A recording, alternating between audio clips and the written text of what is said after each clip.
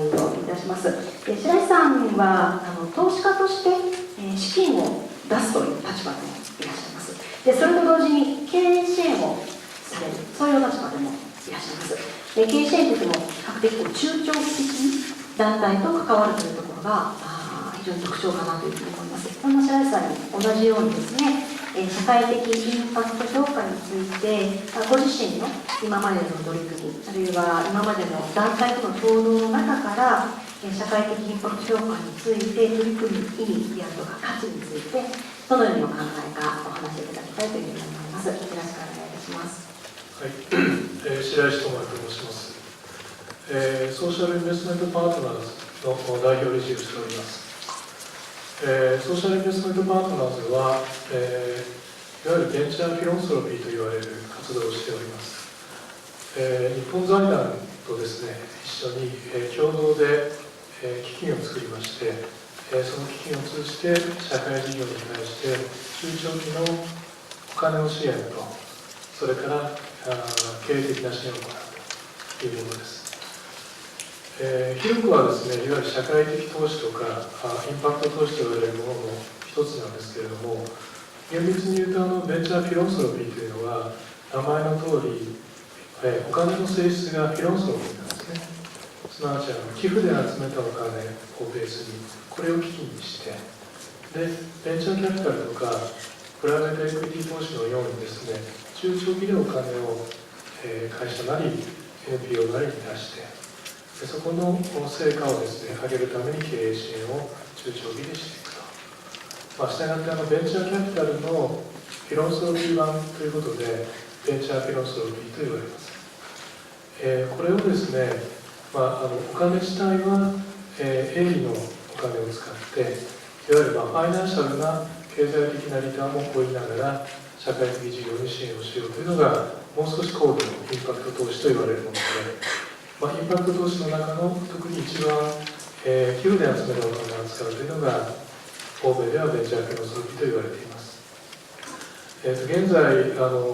ご参考ですけれども、ヨーロッパではですね、約6000億円ぐらいのお金がこのベンチャーフィロンソロピーの基金として、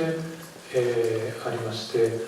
大体1990年代ぐらいからですね、プライベートエクイティとかベンチャーキャピタリストがこうした事業を始めたり、あるいはいろんな民間の財団ですね、がこうしたベンチャーフィロンソロピーの事業を始めたりということで、非常に大きくなっている動きの一つです。このベンチャーフィロンソロピーの基金自体は、現在約2億5000万円ぐらいの基金としてスタートしておりまして、この基金自体が、支援をしている団体というのは、現在 NPO に対して3社、それから昨年は初めて株式会社に対しても、これはエクイティでですね、投資という形でお金を出しました。いわゆる投資としてリターンを考えているということになるわけですけれども、経済的なリターンというのは、1お金を出したものに対してこれがいくらで返ってくるかと、非常に分かりやすいものですし、企業で言えば売上とか利益というのは非常に分かりやすい指標の一つです。これをじゃあ中長期の寄付というのも一つの投資という概念に立てば、中長期で出したお金がどのように生きて、それがどのように返ってくるかというのが一種リターンであろうと。このリターンというのを当然見える化して、でそれを社内でも共有していただいた上で、寄付者に対してもきちんと伝えていくと、一種投資家に対する IR のようにですね、伝えていくというのがおそらく必要だろうということで、私たちの活動というのは、一つは大体3年から4年のタームでですね、1件あたりも割と大きな金額でお金を出して、これは相手が NPO であれば、女性もあれば、相手が株式会社であれば、エクイティもローンもあるわけですけれども、お金を出して、それからもう一つは、中長期で経営支援をして、その経営支援の根幹というのは、事業の計画をきちんと一緒に作って、その計画が成し遂げるための経営のリソース、これを一緒に調達をして、実際にできるように支援をしていく。この支援のところは、私たちのみならずですね、例えば、法律事務所のクリフォード・チャンスさんですとか、あるいは戦略コンサルティングのベインさんですとか、アドボカシーのコンサルティングのファームボックスというのがあるんですけれども、そうしたところがいわゆる就業時間の中でですね、プロボノとして我々の支援先に限って年間、全部でトータルすると1000時間ぐらい使っていただいているんですけれども、一緒に支援をして、で、その会社がその事業が成長するのを助けていくと、そんな活動をしていきます。で、今回のそのテーマのインパクト評価ですけれども、私たちが最初に事業を始めるときに非常に参考にしたのがヨーロッパのベンチャーフィロソフィーのやり方です。ヨーロッパにはすでにベンチャーフィロソフィーの協会がありまして、いろいろなフレームワークがすでにナレッジセンターとして共有されています。その中で私たちが根幹に置いたのが、一つがインパクト評価の考え方としてのロジックモデル、もう一つは、世の中をどう変えていくかというミッションがどのように達成されるか、これは自社だけではできませんから、社外の関係者とも、関係性をつけながらですね、それを整理していく、いわゆるセオリー・オブ・チェンジですね。これを私たちが、実際に案件を審査する段階から実際にそれを指標として使っていこうとしました。当然ですけれども、最初からそれができている段階というのはありませんでした。したがって私たちの審査というのは、実はセオリー・オブ・チェンジ、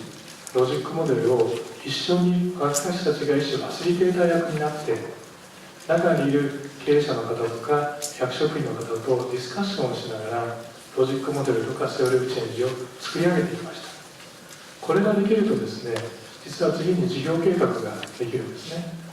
何に力を入れていくべきか、あるいはそれを回すための社内の体制づくり、じゃあ、初めて先ほどのコンサルタントはどういうふうに使うかというのが出てきます。つまり、インパクト評価というのは、その第三者に実は評価されるものではなくて、その団体のミッションというもの、それに、行き当たる過程をですね、いかに分かりやすく言語化して、そしてできる限り数値化をして、数値化できないものは先ほどのように定性化をしてまとめていくことですね。でそれを一緒に作った上で、それに合意ができれば初めてお金を出しましょうということになりました。したがって先ほどの1件目のアフタースクールさんはですね、審査というか、事業計画作りというかロジックモデル作りも含めて半年ぐらいかかりました。でも非常にいいプロセスだったと思っています。結果としてはですね、もちろん今年で3年経つところで、我々の3年の期間の支援がいよいよ終了の年なんですけれども、まだ語るには早いですけれども、例えば、受益者の数というところでは、約、学校数が今3校だったものが今年14校ぐらいになりますから、5倍ぐらいですね。で、子どもさんの数が今6倍ぐらいになっています。それからそれを支えるためには、実は売上も利益もやっぱり必要ですよね。なぜならばその事業がきちんと回っていくためには売上も利益もやはり必要です。売上が私たちが支援した時は4000万円だったんですけれども、今年の3月末の予算が3億円強ということで、7倍ぐらい、7倍以上ぐらいになりまして、結果として、それを回すだけのスタッフも雇えるようになって、正社員が6名ぐらいだったと思うんですけど、今30名強ぐらいの体制で、皆さんもちろん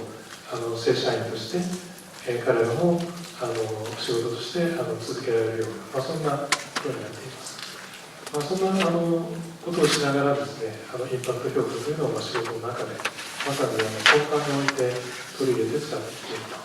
ということでございます。私からの質問のその取り組む意味や価値についてどうお考えですかというところに対するお答えとしては、やはりそのディスカッションの過程の中から、実際に事業計画を作る、そのプロセスを踏むということで、事業者の方たちが何を次にするべきなのかという次のアクションが分かるというところにあるんでしょうかね。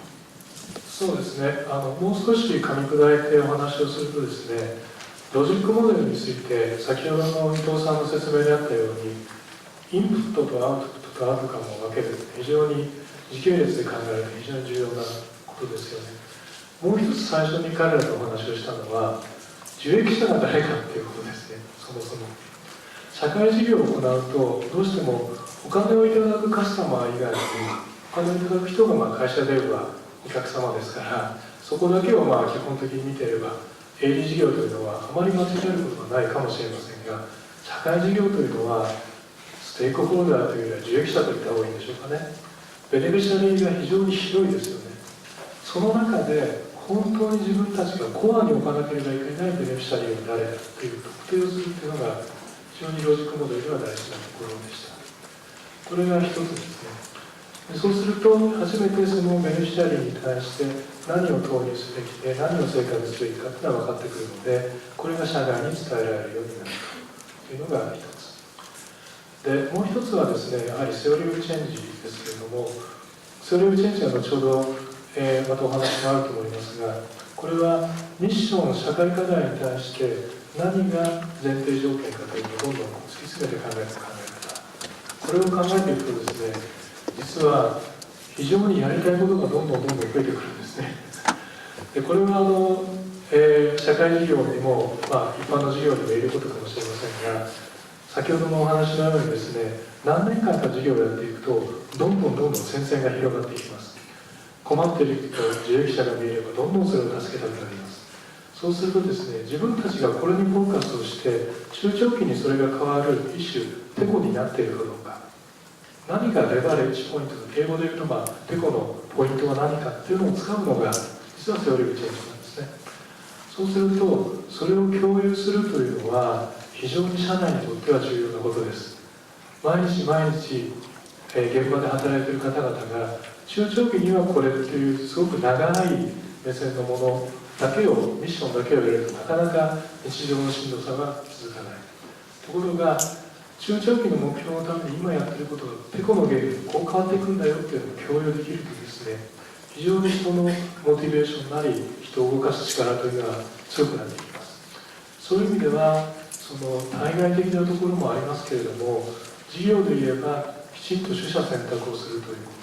と、これは経営が考えること、それから社内でそれを共有して PDCA で回す一つの指標をきちんと作ること、これには非常に先ほどのフレームワークというのは使えるものだと思います。ありがとうございます。お話を伺っていると、プロセスを通じてだんだんと共通認識を作っていく、そういう機会になっていたのかなというふうに思います。それはきっと、支援をする側の、あるいはお金を提供する側のと団体との間の共通認識でもあり、組織の経営トップ層とそれから組織の中で働くスタッフ層との中での共通認識であり、そういうものを作っていく一つの機会になっていったのかなという、そういう印象を持ちます。ありがとうございます。